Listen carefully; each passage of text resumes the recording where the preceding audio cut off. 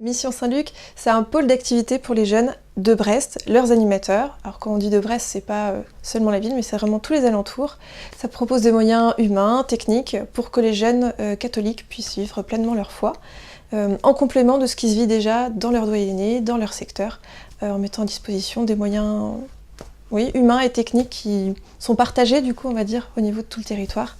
En proposant des formations, des temps de prière et tout un tas d'autres activités. Le but de Mission Saint-Luc, c'est d'abord de soutenir les animateurs et les délégués pôle jeunesse dans leur mission à Brest en mettant ces moyens-là dont on dispose aujourd'hui qui sont plus importants que ce qu'il peut y avoir localement.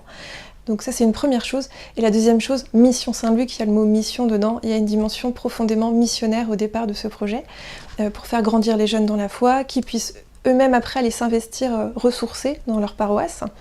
Et puis le côté spectacle, artiste, etc. pour permettre à des jeunes de se rapprocher du Christ par un biais qui est peut-être moins évident à trouver ailleurs, et là où on aura les dispositions matérielles pour permettre tout ça. Après les travaux, on va proposer beaucoup plus d'activités que ce qu'on faisait jusque-là, parce que tout simplement, on s'est un peu restreint aussi l'année passée, par exemple. On avait quelques idées de projets qui mûrissaient, des jeunes qui nous donnaient des idées, etc.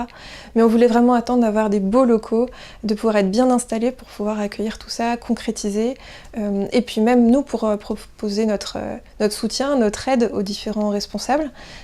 C'est bien d'avoir des moyens adéquats, adaptés, et jusqu'ici ça manquait peut-être un petit peu. Donc là aujourd'hui on se sent prêt à répondre aux différentes demandes avec les bons outils, des personnes motivées.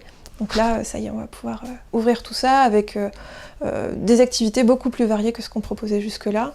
Alors il y avait déjà des veillées de prière, mais on va pouvoir proposer des concerts. Il y a un spectacle par exemple le 28 février aussi sur la vocation, avec le témoignage d'une jeune et de son père. Voilà, il y a tout un dialogue. Il peut y avoir aussi des rassemblements lors de grands par exemple la journée de l'appel, donc des grands rassemblements.